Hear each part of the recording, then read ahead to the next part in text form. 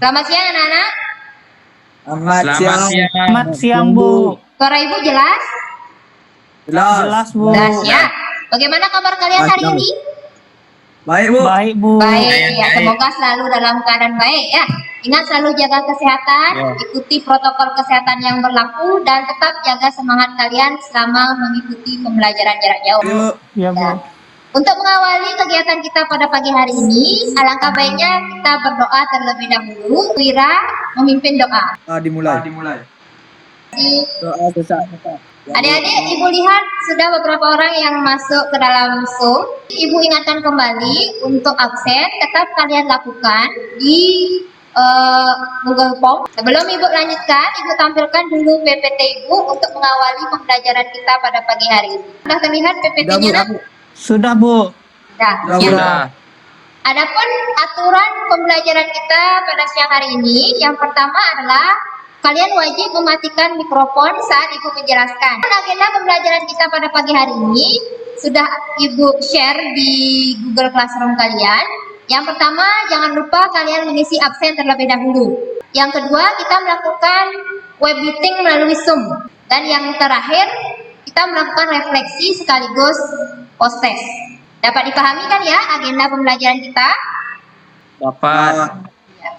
Pertemuan yang lalu kita sudah membahas tentang konsep mode. Hari ini kita lanjutkan kembali dengan konsentrasi larutan. Adapun tujuan pembelajaran kita pada pagi hari ini, yang pertama adalah melalui telaah materi dan diskusi di Google Classroom maupun WA Group, kalian dapat menganalisis data pada LKPD untuk menentukan persen massa dan persen volume dengan tepat. Tadi kalian sudah menjawab persepsi mengenai larutan dan konsep mol. Ibu lihat jawaban kalian sudah sangat bagus, rata-rata nilainya adalah 80. Yang pertama adalah kalian masih ingat tentang larutan ya. Larutan itu terdiri dari apa saja? Pelarut dan zat larut. Iya, pelarut dan zat terlarut. Larutan Gula. ya, terbentuk larutan gula.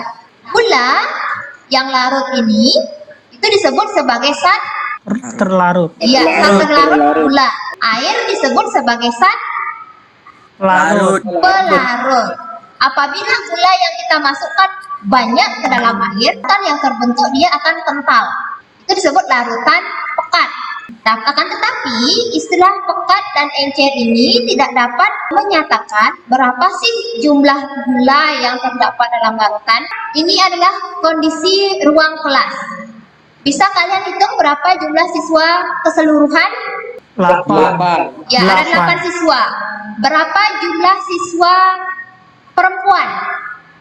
3. Ada 3 ya. Persen sih ada siswa perempuan di dalam kelas itu? Ya, 3 perempuan dibagi 8. 8 itu adalah jumlah keseluruhan. Itulah persen jumlah peserta didik perempuan di dalam kelas. Nah, di dalam kimia juga ada istilah yang dapat menentukan perbandingan jumlah zat terlarut dalam larutannya secara kuantitatif sama seperti jumlah siswa tadi. Nah, inilah yang disebut sebagai konsentrasi. Adapun jenis-jenis konsentrasi yang akan kita bahas pada pertemuan kali ini yang kalian eksplor nantinya.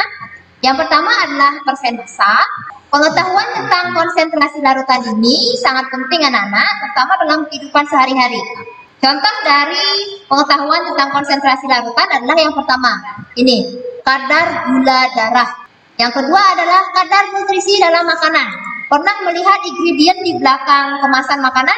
Anak-anak di dalam LKPD, data yang pertama, ya, jumlah larutan berupa gulanya 10 gram, airnya 90 gram, membentuk larutan gula dia 10%. Berdasarkan data ini, data dari tabel ini, kalian dapat menuliskan pertanyaan awal kalian tentang konsentrasi larutan. Nah, untuk menjawab pertanyaan kalian sekaligus menjawab permasalahan-permasalahan yang ada dalam LKPD, silakan kalian manfaatkan bahan ajar, media, serta video yang Ibu sediakan. Tapi untuk menjawabnya lebih lanjut, kalian juga bisa searching dan memanfaatkan forum diskusi untuk saling bertanya maupun memberikan jawaban. Kira-kira ada pertanyaan untuk pengerjaan LKPD-nya, Nana? Tidak. Tidak ada. Ya. Kalau tidak ada, silahkan kalian lanjutkan ke pengerjaan LKPD melalui WA Group. Selamat mengerjakan.